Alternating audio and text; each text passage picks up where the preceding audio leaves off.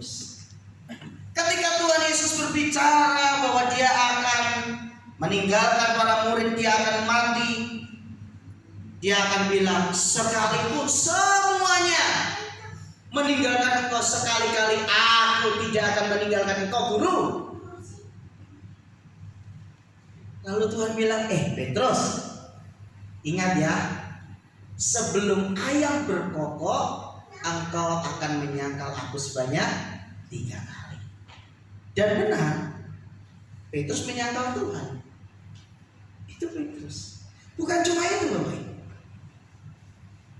Ketika Tuhan Yesus hendak ditangkap, siapa yang menghunus pedang dan menebas telinga hamba imam besar yang bernama Malkus itu? Petrus juga. Jadi Petrus ini pribadi yang benar-benar responsif. Ketika Tuhan Yesus mau pergi ke Yerusalem, yang mencegah Tuhan Yesus pergi siapa? Petrus. Guru, masa kita ke Yerusalem nanti kita mati di sana? Nyala engkau iblis. Siapa yang dibilang gitu? Petrus. Sehari-harian kan ceritanya kecewa nih. Tuhannya udah mati, gurunya udah mati. Baliklah dia jadi nelayan. Ceritanya teh semalam-malaman cari ikan, gak dapat. Lalu Tuhan bicara, tebarkan jalamu. Lalu mereka dapat. Siapa yang tahu pertama kali? Petrus. Ketika Tuhan berjalan di tengah gelombang laut, lalu bilang, hantu. Enggak, ini bukan hantu, ini aku. Kalau memang engkau Tuhan, biarlah aku juga berjalan. Siapa itu berjalan di atas air? Petrus. Jadi Tuhan ini punya kenangan sangat banyak dengan Petrus ini. Makanya perhatikan baik-baik, peristiwa Pentakosta mengubah Petrus yang penakut itu menjadi seorang Petrus yang pemberani. Kisah Para Rasul pasal yang kedua ayat 14. Maka bangkitlah Petrus berdiri dengan ke-11 rasul itu, dan dengan suara nyaring ia berkata kepada mereka. Petrus menjadi juru bicara di antara para rasul-rasul yang lain. Hai kamu orang Yahudi, dan kamu semua yang tinggal di Yerusalem, ketahuilah dan camkanlah perkataanku ini.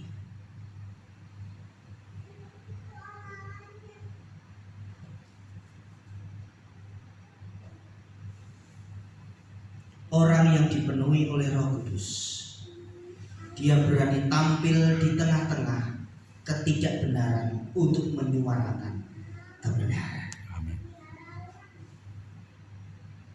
Dia datang dan menyampaikan kebenaran dari nyinyiran orang-orang yang menyindir dan memfitnah para rasul dan pengikut Kristus yang sedang dilawan oleh Roh Kudus. Orang-orang ini, apa Bapak Ibu? Tidak mabuk seperti yang kamu sangka, karena hari baru pukul 9. Masih pagi masa mabuk. Tetapi itulah yang difirmankan Allah dengan perantara Nabi Yoel akan terjadi pada hari-hari terakhir. Demikianlah firman Allah, bahwa aku akan mencurahkan rohku ke atas semua manusia. Katakan amin bersama dengan saya. 1, 2, 3. Amin. Hari ini adalah hari-hari yang terakhir. Amin. Amin. Bapak Ibu sedang dilawat oleh Roh Allah dengan luar biasa. Apa yang terjadi? Maka anak-anakmu laki-laki dan perempuan, apa Bapak Ibu? Akan bernubuat. Wow, dahsyat.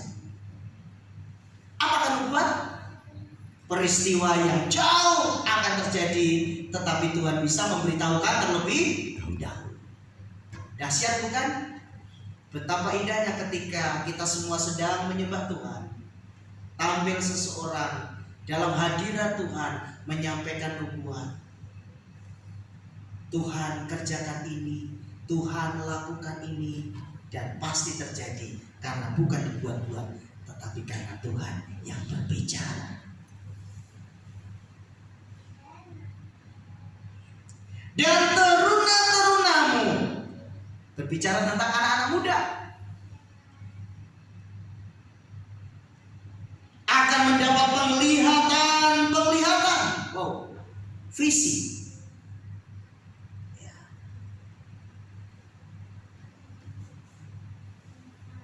Visi gereja kita apa? Amanat aku. Memberitakan, menjadikan semua orang murid-murid Kristus. Haleluya. Ketika seseorang mendapat visi, dia akan menjadi kuat karena Tuhan akan memberitahu bahwa masa depan sungguh ada dan harapanmu tidak akan pernah hilang. Amin. Betapa luar biasa ketika orang tua sudah mulai lemah, ketika orang tua sudah mulai tidak berdaya, anak-anak muda merangkul dan berkata, "Ayah, ibu, aku mendapat penglihatan bahwa Tuhan akan mengerjakan sesuatu yang baik dalam keluarga kita. Tetap bertahan di dalam Tuhan, tetap semangat di dalam Tuhan, tetap maju dan pegang imanmu di dalam Tuhan." Haleluya. Itulah sebabnya jangan pernah remehkan penglihatan. Sekalipun toh semuanya juga harus diuji. Dan orang-orangmu yang tua akan mendapat mimpi. Apa bedanya penglihatan dan mimpi? Penglihatan bicara tentang visi, apa yang akan terjadi jauh ke depan, sedangkan mimpi berbicara tentang hal-hal baik yang akan terjadi dalam waktu yang lebih dekat dibanding penglihatan. Luar biasa. Bukan hanya kepada orang-orang merdeka, juga ke atas hamba-hambaku laki-laki dan perempuan akan kucurahkan rohku pada hari-hari itu, dan mereka akan bernubuat. Luar biasa.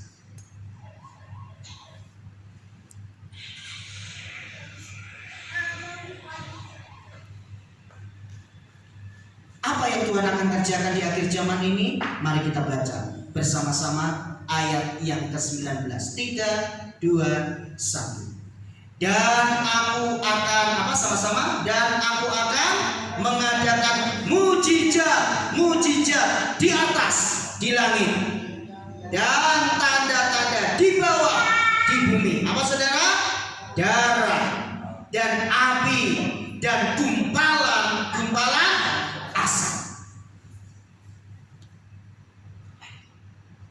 Ayat 20 sama-sama. Ini berbicara tentang eskatologi, pelajaran tentang akhir zaman nanti. 3, 2, 1. Maka hari akan berubah menjadi gelap gulita, dan bulan menjadi darah sebelum datangnya hari Tuhan, hari yang besar dan mulia itu. Terima kasih.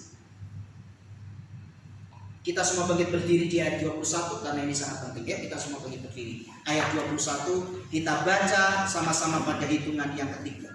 Ini sangat penting karena inilah yang harus kita alami. 3, 2, 1. Dan barang siapa yang berseru kepada nama Tuhan akan diselamatkan. Beri tepuk tangan buat Tuhan Yesus. Haleluya. Hanya yang berseru kepada nama Tuhan. Silakan duduk Bapak Ibu dikasih Tuhan. Berarti pada akhir zaman banyak orang yang tidak diselamatkan. Tidak diselamatkan. Karena begitu banyaknya tekanan, begitu banyaknya intimidasi, begitu banyaknya kesulitan buat orang-orang yang mengikut Tuhan. Hanya yang berseru kepada nama Tuhan itulah yang diselamatkan.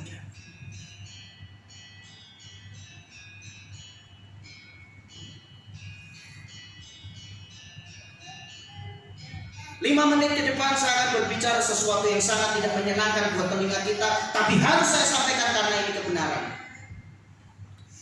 Mengikut Tuhan Yesus itu tidak mudah, katakan amin. Amin. Mengikut Tuhan Yesus itu dikatakan harus sangkal diri, pikul salib. Artinya adalah kita harus berjuang untuk mendapatkan perkenanan Tuhan. Itulah sebabnya Bapak Ibu yang dikasih Tuhan, jangan suka khotbah-khotbah yang meninam-bobokkan telinga kita. Khotbah-khotbah yang hanya bicara tentang berkat, kesembuhan, hal-hal yang menarik, tetapi juga tentang bagaimana kita harus bertahan dengan iman kita manakala peristiwa-peristiwa sulit itu terjadi. Kalau Bapak Ibu mau jujur, lihat dari ke-12 Rasul Yesus Kristus. Yudas Iskariot kita coret, Rasul Paulus menggantikannya. Hanya satu yang mati dengan mati tua, tetapi itu pun sudah mengalami peristiwa yang tidak menyenangkan, digoreng tetapi gak mati-mati, yaitu Yohanes. Selanjutnya matinya mengerikan. Kapan-kapan saya akan khotbahkan peristiwa kematian para rasul. Ada yang dipancung, ada yang disalib dengan kepala terbalik, ada yang ditikam dengan pedang, ada yang diseret, ada yang dikulitin. Mengerikan. Tetapi mereka adalah para martir yang karena imannya kepada Tuhan menjadi benih untuk gereja Tuhan boleh bertumbuh. Kita sebagai anak-anak Tuhan harus anak-anak Tuhan yang militan.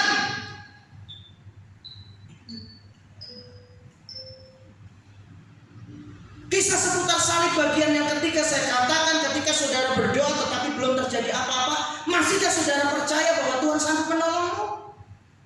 Kita harus sampai pada iman yang seperti itu.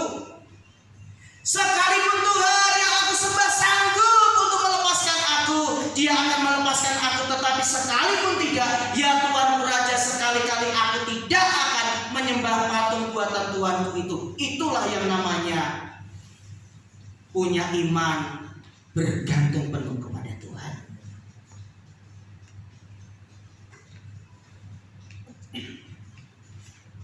Saya akhiri firman Tuhan dengan kisah para rasul pasal yang kedua ayat 21 tadi. Dan barang siapa yang berseru kepada nama Tuhan akan diselamatkan. Biarlah di hari Pentakosta, di sore hari ini, di mimbar Tuhan yang kudus, saya ingin mengingatkan kepada kita semua, tetaplah berseru kepada nama Tuhan agar kita diselamatkan. Amin. Tidak ada nama lain yang kepadanya kita diselamatkan selain nama Yesus, Juru Selamat itu. Ketika saudara terseok-seok karena prosesnya Tuhan, tetap sebut nama Yesus penolongku. Ketika saudara mengalami kegagalan demi kegagalan, tetap sebut Yesus adalah Tuhanku. Ketika saudara mengalami himpitan dan tekanan dalam bentuk apapun, tetap serukan nama Yesus penyelamatku. Hanya orang-orang yang setia yang diselamatkan. Hanya orang-orang yang tetap berseru kepada nama Tuhan yang akan diselamatkan. Itulah sebabnya, mari sidang jemaat gereja Betel Pembaruan Jemaat Pentahiran tetap serukan nama Tuhan dalam keadaan apapun. Tetap percaya kepada Tuhan dalam keadaan apapun. Nantikan setiap janji-janji Tuhan terjadi dalam hidupmu, dalam hidupku. Amin. Mari kita semua bangkit berdiri. Kita akan segera akhiri ibadah kita pada sore hari ini. Mohon para pelayan untuk maju ke depan. Kita akan naikkan pujian Aku Punya Tuhan Yang Besar.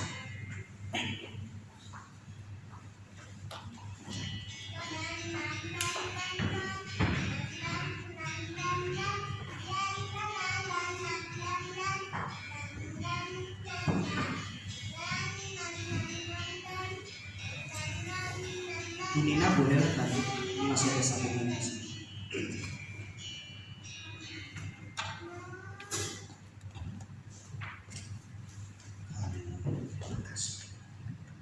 Mari kita siapkan hati kita. Beberapa saat kita bersaat teduh di hadapan Tuhan. Kita ingat segala kebaikan Tuhan. Kita ingat segala pertolongan Tuhan kepada kita. Betapa Tuhan itu luar biasa.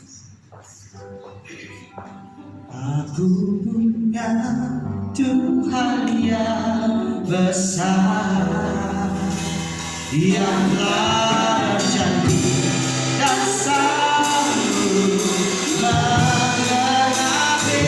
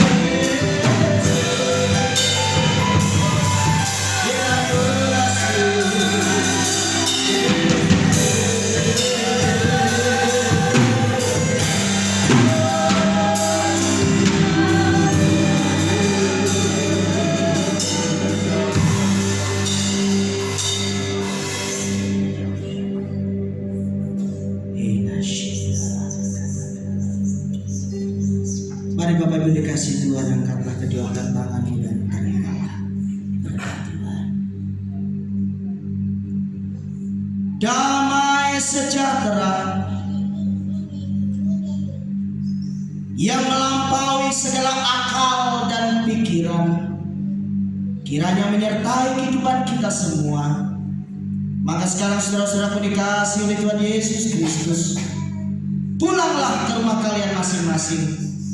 Bawalah anugerah dari Allah Bapa di surga, kasih sayang dari Tuhan Yesus Kristus, dan persekutuan dengan Roh Kudus kiranya menyertai kehidupan kita sore ini sampai Maranatha. Kami memuji.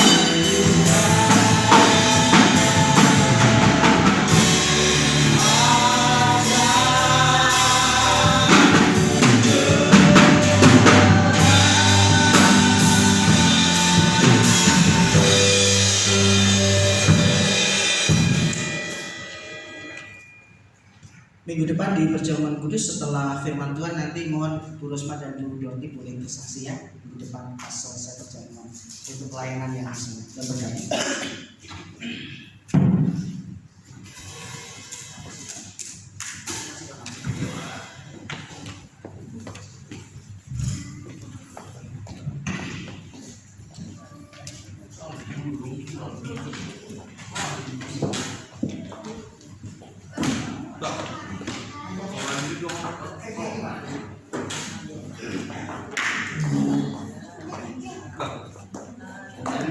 Semangat itu, rajin terus. Oh ya,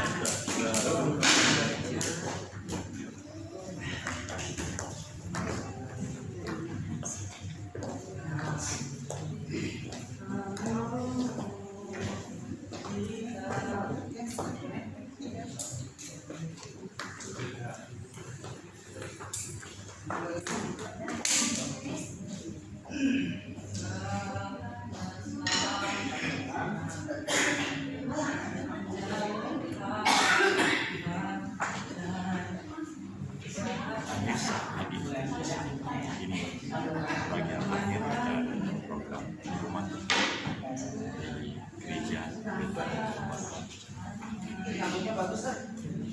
Jumpa lagi hari Minggu depan.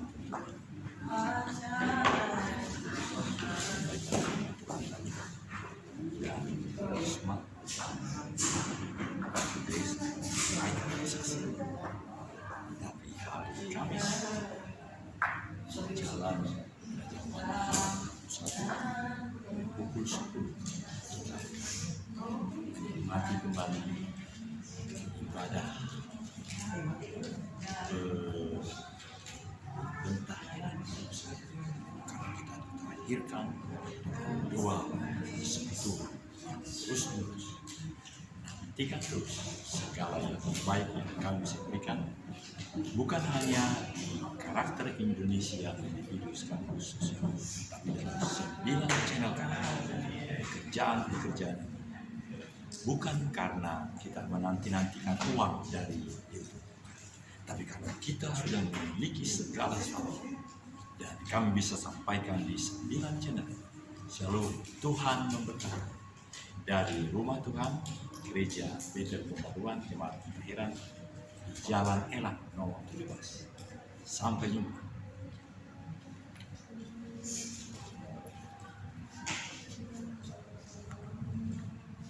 Ternyata masih ada 6 menit dan inilah segala keadaan kita. Dan ini bagian yang terakhir. Harapan sebenarnya adalah seandainya gembala kami Profesor Dr. Emeritus Iping Nuryadin boleh hadir juga di sini. Karena hari Kamis lalu beliau sudah hadir. Ini perlu peningkatan firman Tuhan yang kita resapi, bahwa orang-orang yang berseru memanggil nama Tuhan, merekalah yang diselamatkan. Bagaimana mereka berseru memanggil nama Tuhan kalau mereka belum tahu namanya? Saudara, saya memberitahu, namanya adalah Yahweh Elohim, Besem Adonai Yeshua Hamashiach, Ruach HaKodesh. Dia mau dipanggil dengan nama itu. Karena itu kami tawarkan, panggillah namanya. Jangan ragu, karena hanya itu yang membuat keselamatan, yang membuat engkau memiliki segalanya dalam kehidupan ini. Dan saudara, program ini sebagaimana yang telah biasa, ini bisa menjadi 60 menit, 60 detik, 1 menit, biasanya di awal, dan kemudian setelah di-upload itu bisa dibuat remix. Remixnya adalah 15 detik dan itu bisa di mana saja. Teknologi sangat canggih sehingga saya merasakan memang inilah yang harus terjadi, karena memang ini harus dimiliki oleh setiap orang, dan ini lebih-lebih untuk menyampaikan kemuliaan Tuhan melalui media ini. Saudara, nantikan terus perjalanan pelayanan PT Wijari Jarum Watutau dan PT Wijawa Nusantara Fitness Oslo. Kami terus melayani karena kami percaya apa yang kami lakukan adalah memang bagian untuk tetap memiliki keselamatan itu. Keselamatan itu harus dilakukan, harus diuji, bahkan harus diserukan. Bagian akhir penekanan tadi adalah bahwa orang yang berseru memanggil nama Tuhan, mereka yang diselamatkan. Ditanyakan tadi, ada banyak orang yang tidak diselamatkan karena mereka tidak berseru kepada Tuhan. Bahkan mereka tidak tahu, tidak punya karunia untuk mengetahui nama Tuhan itu. Sekali lagi, dari Rumah Tuhan, Gereja Betel Pembaruan Jemaat Pentahiran di Jalan Elang nomor 17. Ada beberapa gereja di sini, dan sebagaimana hari Minggu lalu ada di depan ruangan C, Gereja Pemulihan Firman House of Prayer. Saya memilih belum melakukan reportasi dari sana karena terlalu malam. Mereka pukul 16 hingga pukul 18. Tuhan memberkati. Berkat-Nya melimpah-limpah dalam hidup kita, karena Dia memberikan hidupnya untuk kita. Dan karena itu, hidup yang telah diberikan itulah yang menjadi harus kita miliki dan harus kita lakukan. Akan tiba saatnya pada zaman akhir itu, apabila kita terus-menerus melakukan berseru kepada namanya itu, dan kita tahu percis, tidak ragu untuk menyebut namanya itu, maka mari kita berseru kepadanya sekarang.